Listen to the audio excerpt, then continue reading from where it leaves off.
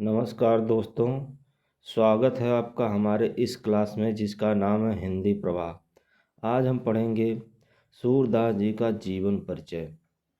दोस्तों, वीडियो को पूरा देखिए और वीडियो अगर पसंद आए तो प्लीज़ लाइक और सब्सक्राइब करिएगा। इस छोटे से परिवार को बड़ा बनाने में हमें आपके सहयोग की ज़रूरत है।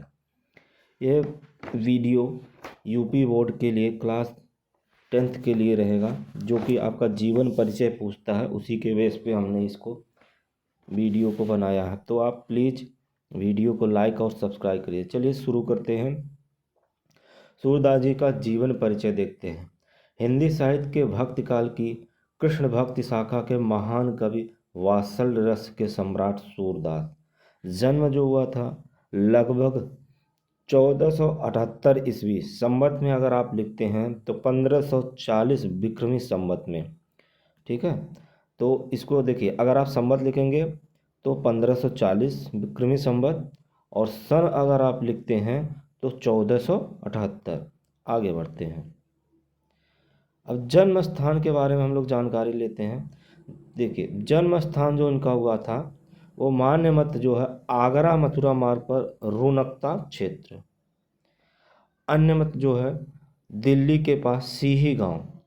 मान्य मत जो है रुनकता है और अन्य मत जो है वो सीही गांव है दिल्ली के पास। अंधत्व के बारे में कुछ विद्वान इन्हें जन्मांध मानते हैं, मतलब कि कुछ विद्वान जो हैं इनको जन्म से ही अंधा मानते हैं।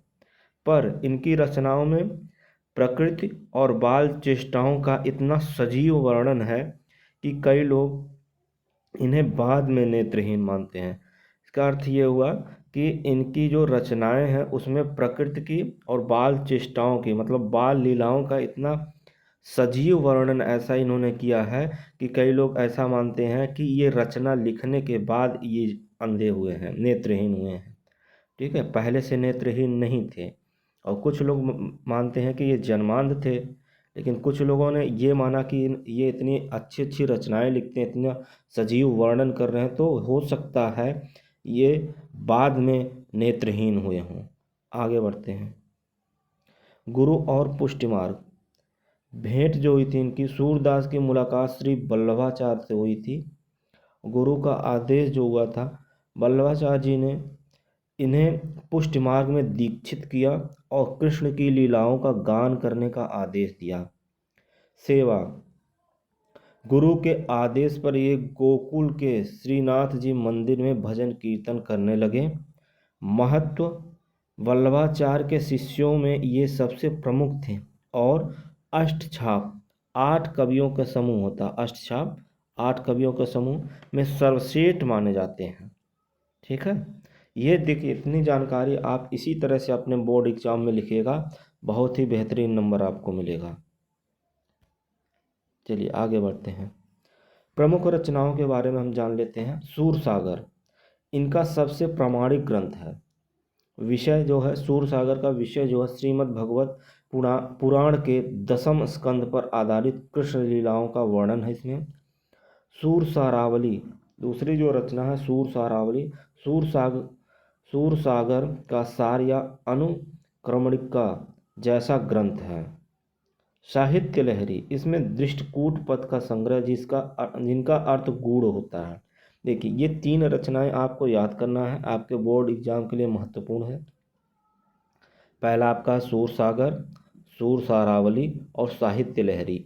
इसको आप कंठस्थ कर लीजिएगा, ये आपका हो सकता है ऑब्जेक्टिव में भी पूछ ले, तो इसको याद रखना आपको।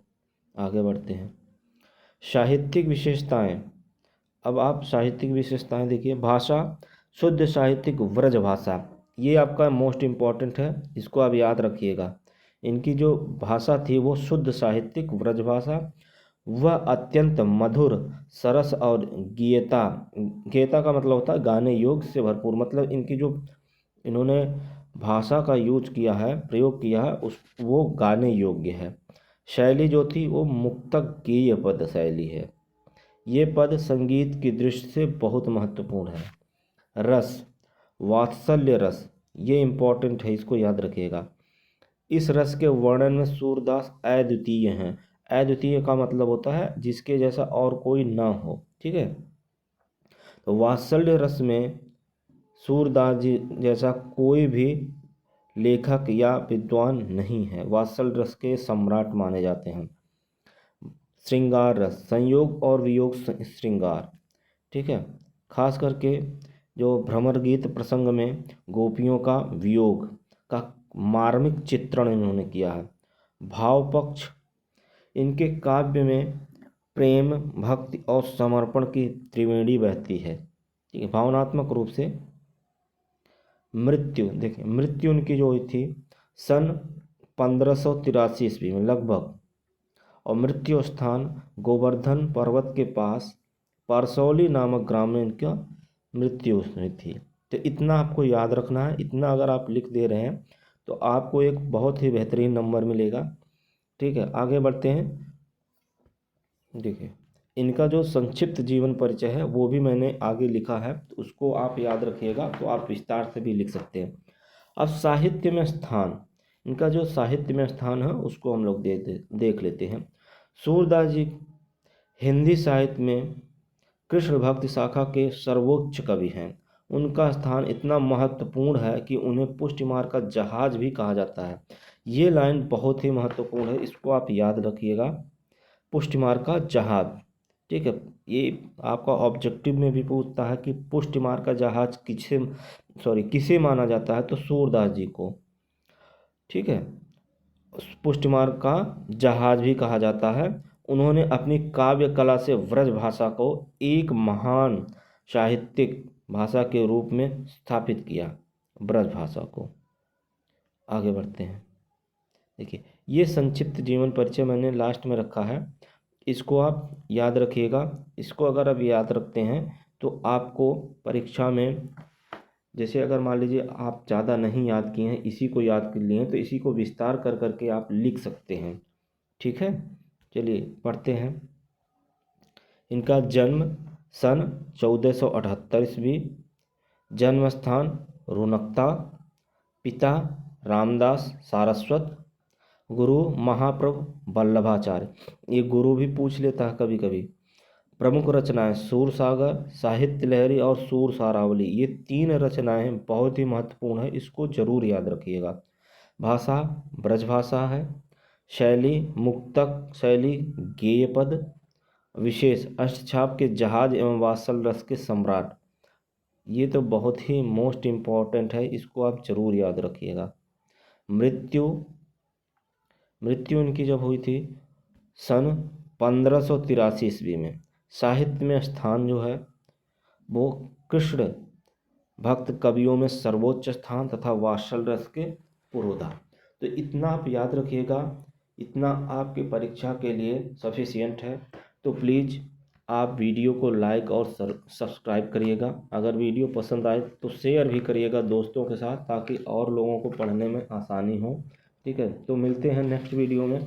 और दोस्तों आप लोग कमेंट ज़रूर किया करिए, ताकि हमें कुछ जानकारी, हमें फीडबैक मिलना ज़रूरी कि हम उसमें कुछ सुधार कर सकें, ठीक है। धन्यवाद।